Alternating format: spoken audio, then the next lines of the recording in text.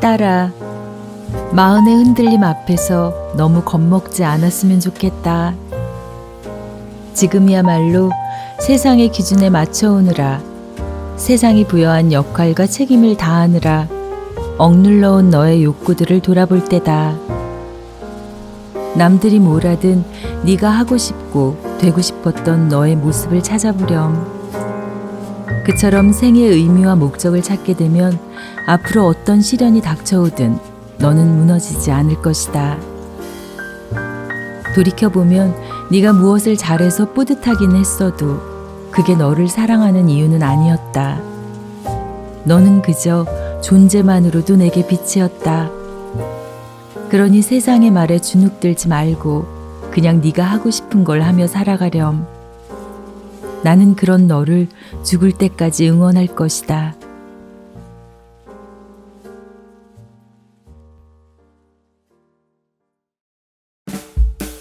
안녕하세요. 베아트리체의 책 산책입니다. 정신분석가 칼 융은 마흔에 접어들어 경험하는 혼란은 삶을 재정비하고 다시 성장하기 위해 거치는 당연하고도 필수적인 과정이라고 말합니다. 마흔이라는 나이, 오늘 열심히 한 일을 내일도 똑같이 열심히 해야 하고 삶 전체가 벗어날 수 없는 덫처럼 느껴지기도 하고, 그러다 보면 인생 정말 이게 다인가? 난 무엇을 위해 지금까지 달려온 걸까? 하는 자괴감에 빠지기도 합니다. 이 혼돈의 마흔을 어떻게 보내야 할 것인가에 대한 답을 아주 다정하게 마음으로 전해주는 저자가 있습니다. 바로 정신분석가이자 정신건강의학과 전문의 한성희 원장님이신데요. 이미 20만 독자의 공감을 얻기도 했던 딸에게 보내는 심리학 편지의 저자이십니다. 이번 책 또한 벌써 마흔이 되어버린 딸에게 만약 40살의 성장통을 겪고 있다면 그에 대해 엄마로서, 정신분석가로서 해주고 싶은 이야기들을 모아 쓴 편지를 엮어놓은 책입니다. 그래서인지 엄마의 조언처럼 더 포근하게 마음으로 와닿았던 책이기도 하네요.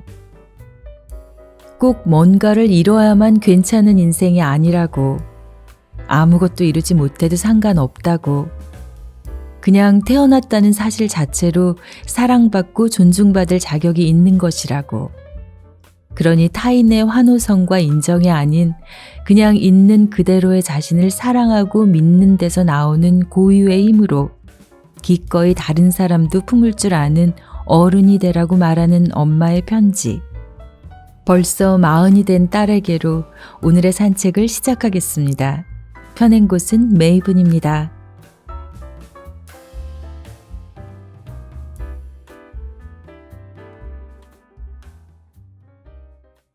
오늘은 따뜻한 엄마의 온기가 느껴지는 저자의 글 그대로 전해드릴게요. 걱정이 많을수록 꼭 익혀두어야 할 삶의 기술. 어느 날 문득 내가 이룬 게 뭐가 있지? 생각해보면 초라하기 그지없다. 아등바등 살아온 것에 비해 크게 이룬 게 없기 때문이다. 그러면 왜 그렇게까지 열심히 살았을까 하는 회한과 미래에 대한 두려움이 밀려온다. 도대체 언제까지 이렇게 열심히 살아야 할까 아득해지면서 힘이 빠지는 것이다. 이럴 때 시선을 돌려 생의 마지막 순간에 서서 지금 내 삶을 조망해보면 어떨까?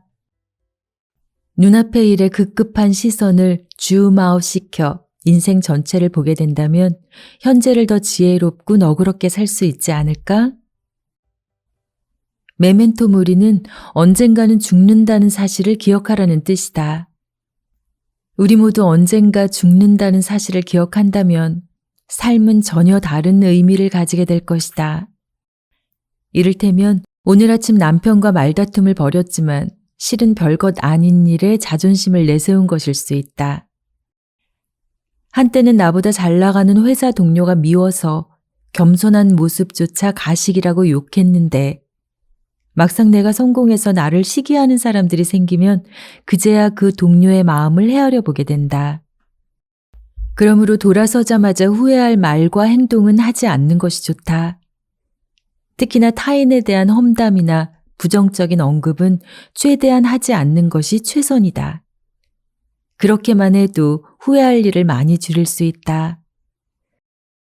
매일 아침 죽는다는 사실을 떠올리는 것은 어려울 수 있지만 매일 아침 타인에게 좀 더 다정하고 너그럽게 대하자고 마음먹을 순 있지 않을까?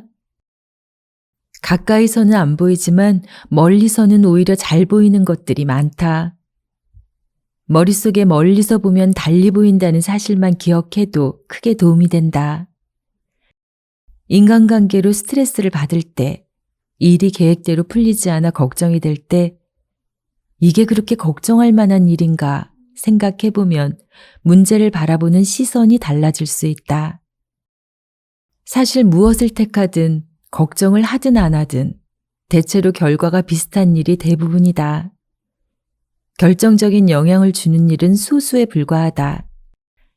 그것을 잘 구분해서 집중할 일에 집중하고 나머지는 흘려보내는 것. 그것이야말로 멀리서 인생을 바라볼 때 얻을 수 있는 귀중한 삶의 지혜다.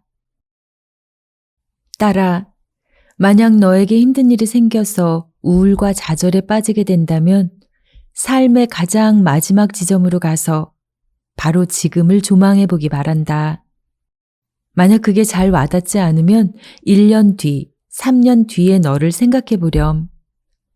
시간과 함께 흘러갈 일들을 붙들고 너무 걱정하는 건 아니니? 그렇다면 적당히 걱정하고 나머지는 그냥 흘려보내렴. 너의 소중한 에너지를 지나갈 일에 낭비하지 않았으면 좋겠구나. 카톨릭 돈보스코 청소년 교육에는 이런 말이 있다. 누구나 바라는 낙관적인 삶은 타고나는 것이 아니다. 교육과 훈련을 통해서 습득이 가능하다. 그리고 기쁨은 낙관주의를 통과해 튀어나오는 삶의 동력이다. 보는 시점을 바꾸어 줌아웃을 해보면 우리가 짊어진 삶의 무게는 못난 사람이나 잘난 사람이나 다를 바 없음을 알게 된다. 눈앞에 보이는 세상의 기준에 치여 시리에 빠질 때 인생을 멀리서 바라본다면 지금 이 삶에 대해 훨씬 더 낙관적인 태도를 가질 수 있게 된다. 그리고 멀리 보기는 타고나는 것이 아니라 훈련의 결과다. 그러니 딸아, 언제나 기억하렴. 멀리서 보면 달리 보인다는 것을 말이야. 인생에 너무 많은 기대를 하면 안 되는 이유. 딸아, 네 큰이모부가 작년에 팔순이었다는 걸 기억하니? 그날 나는 형부에게 80번째 생일을 맞이한 기분이 어떠시냐고 여쭤봤다. 그때 형부가 그러시더구나. 나한테는 생일이 따로 없어. 그냥 매일 아침이 내 생일이야. 형부의 대답은 그 어떤 위대한 작가의 말보다 나에게 더 큰 울림을 주었다. 매일 아침 무탈하게 눈을 떠서 먹고 싶은 음식 맛있게 먹고 보고 싶은 사람 만날 수 있고 큰 걱정 없이 잠들 수 있다면 그보다 좋은 일이 어디 있겠냐는 뜻이었다. 아직 젊은 너는 노인이 인생 마지막 구간에 이르러 당연히 할 법한 소리가 아니냐고 손살을 칠지도 모르겠다. 하지만 형부가 어떻게 살아왔는지 잘 아는 내겐 다르게 들렸다. 형부는 1970년대 중동 건설붐이 일었을 때 엔지니어로 이란에 파견을 나갔다. 그런데 그곳에서 차가 전복되는 사고를 당해 인후두가 파열되는 큰 부상을 입고 말았다. 한국에 돌아와 몇 차례 대수술을 받은 끝에 겨우 목숨을 건졌다. 그 뒤로 형부는 목에 튜브를 꽂은 채 지금까지 살아오고 계시다. 형부는 사고 후에 많은 생각을 하게 되었다고 한다. 왜 나에게 이런 불행이 찾아왔을까? 아직 애들도 어린데 어떻게 살아야 한단 말인가? 그런데 어느 순간 그런 생각이야말로 자신을 불행에 빠뜨리고 있음을 깨달았다. 건강하고 부유하고 행복하게 사는 게 당연하다는 기대. 그 기대 때문에 현실이 남루하고 부족한 것이 되고 만 것이다. 형부는 마지막에 한마디를 덧붙이셨다. 인생에 너무 많은 걸 기대하지 마. 그럼 지금이 불행해져. 어쩌면 우리는 인생에 너무 많은 것을 기대하는지도 모른다.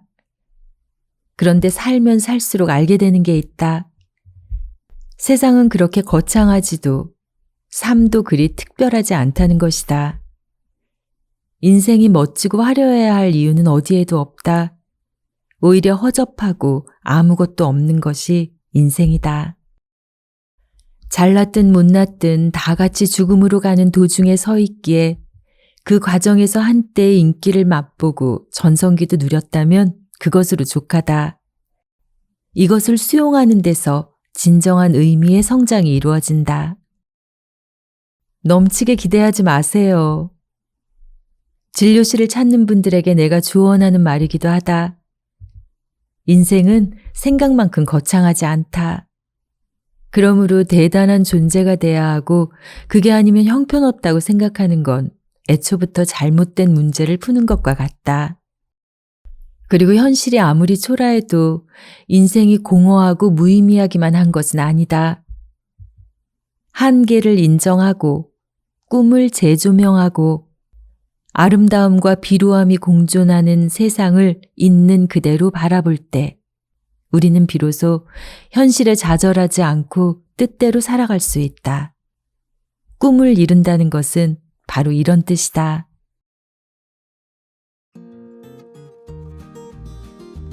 네, 미국의 정치인 링컨은 40이 넘으면 자기 얼굴에 책임을 져야 한다는 말을 남겼습니다. 살아온 삶을 얼굴에 묻고 간다는 것이 어쩜 살짝 잔인하기도 하지만 피할 수 없는 사실이기도 하죠. 아쉽고 후회스럽지 않은 인생이 어디 있을까요? 내 뜻대로 가는 인생이 어디 있을까요? 저자가 인생에서 내 뜻대로 되지 않는 3가지에 대해 언급하는데요. 첫 번째가 타인의 마음이고, 두 번째는 지나간 과거, 세 번째는 바로 인생 그 자체라고 말합니다. 그러니 어쩔 수 없는 타인의 마음, 지나간 과거, 세상사에 대한 집착과 걱정을 거두고 지금 여기에서 내가 해야 하는 일에 집중하는 것, 그것을 얼마나 잘하느냐에 따라 인생은 단순해지고 명료해지니 세상 일이 마음대로 안 된다고 너무 슬퍼하지 말라고. 어쩌면 마음대로 되는 일이 없기 때문에 우리는 나이가 들수록 더 편안하고 부드럽고 유쾌한 사람으로 성장해 가는지도 모른다고 이야기합니다.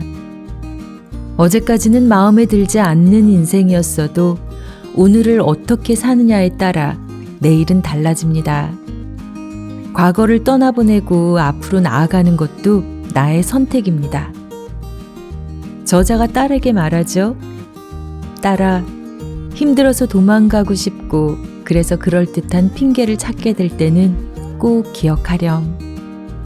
핑계를 찾는데 골몰할수록 낭비하게 되는 건 결국 너의 소중한 인생이라는 사실을 말이야.